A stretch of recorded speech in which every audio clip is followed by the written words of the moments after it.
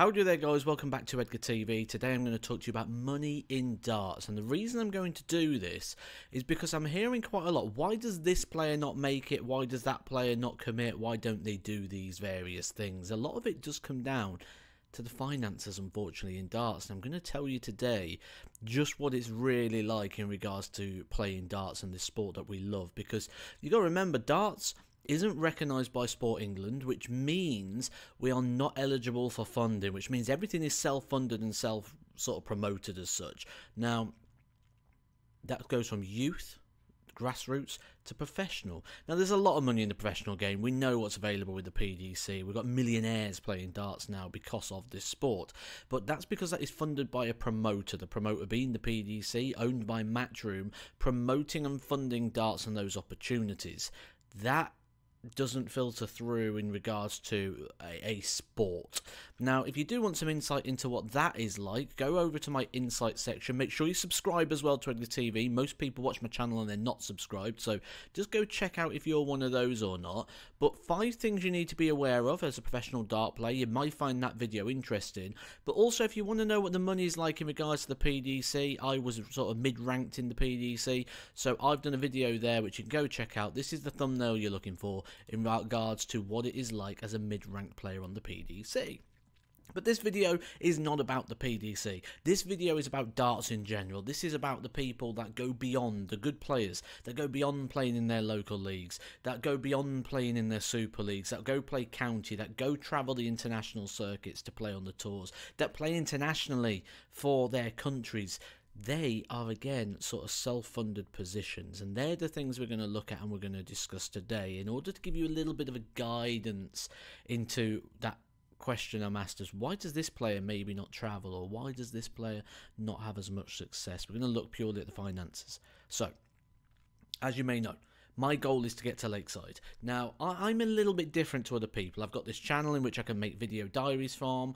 I've got Patreons that support me. I've got good sponsors. So I'm slightly different, but here's the raw numbers. Now, this doesn't include the things I put in that insight video, things such as car insurance, where you need a proper professional car insurance. You can't just have like the run-of-the-mill car insurance because you're using it for work purpose to go out to play darts and travelling. Now, one thing I'm going to show you first of all is when I went over to Catalonia, near Barcelona. Now, this one is a little bit different because this happened in the summertime, back in the summer holidays. I booked it late, that was on me, but here's the numbers. Now, I've rounded these off roughly.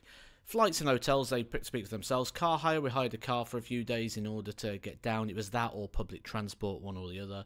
Airport parking, that is leaving my car here in the UK at the airport. Again, sort of back end of the summer holidays, it's going to be expensive. £50 entry fee, and fuel, that is to get me from my house to the airport, and then from the airport in the rent-a-car down to the hotel.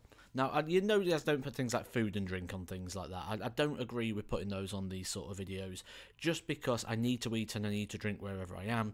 So I've just put that down as increased cost of life, because it would cost me more to live because I'd be eating out all the time. But again, that's personal choice on what you want to spend. So I've just put increased life costs, £810.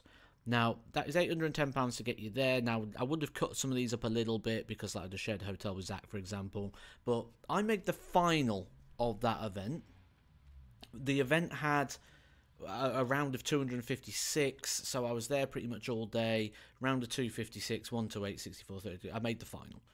I got £400 for making the final. So you can see just on raw numbers, actually, that came in at a loss in terms of prize money compared to outlay to get me to that tournament. Now, it's not always like that. Sometimes you do, like when I went to Belgium. Belgium had 600 or so players. I did manage to cut my costs right down. I managed to stop with a great guy out there called Jimmy, who runs Darts for Fun in Belgium. Really great shop. Go check it out in Turnhout.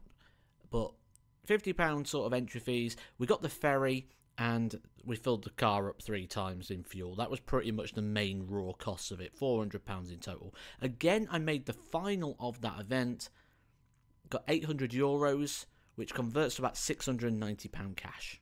So, raw numbers again, £290 profit for making the final of that event. Now, why do we do it? You know why we do it. We want to get to Lakeside. We want to play on that stage. We want to play in the World Championships.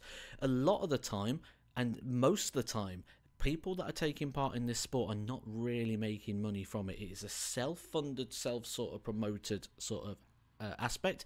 Now, how does that change? Like I said, things such as the funding coming to the sport, or more premium sponsorship coming into the sport, which could sort of then filter down further into other areas. And this is just purely the financial side of things. Don't forget, like, the other implications that come with this, like it's probably going to eat into your holiday entitlement if you've got any holiday entitlement left. If not, you may have to take it as unpaid, which again is going to run up the costs of going to the tournaments or travelling to these events. The other thing is the time you get to spend with your family. I mean, this is a different video altogether. I mean, this is something, if you want to know, hit the subscribe button, and there'll be more on this insight section to what it is actually like as a dart player. But the general rule of thumb is you pay to play, and that is even if you're quite successful, you'll end up paying to play. Just like with football or boxing, or you know, you think about something like MMA, you go to your gym, you got your membership, you do your nutrition, you do all these things, you go to a fight, you probably get a trophy for it. Same with boxing. It's kind of that with darts as well. It's not the multi-million-pound sport that sort of people perceive or think that it's going to be. And this is again why this insight section on here is so good, because that means that potentially if you want to go do this and you want to go commit to it, and you think, I'm a good player, I need to get out there and start playing on the various circuits, there are other ways in which players can earn money other than just prize money, because that's all we've talked about here today. And as you can see, prize money alone probably means you're going to be making a loss unless you're winning the title. But then you win the title, you go to other events, you'll probably spend the money you've won on getting to the other events anyway. So there's not a lot of money in it in regards of just purely entry fee to prize money ratio. So there are other ways. There is a video on that as well in the insight section if you want to go check that one out. But as far as this goes, I think until darts receives funding that comes from grassroots, from junior level upwards, I think it's always going to have this culture of pay to play, and you're likely on raw numbers to be making a loss. Hope you've enjoyed this video, guys. Catch you soon for some more Edgar TV. Edgar TV.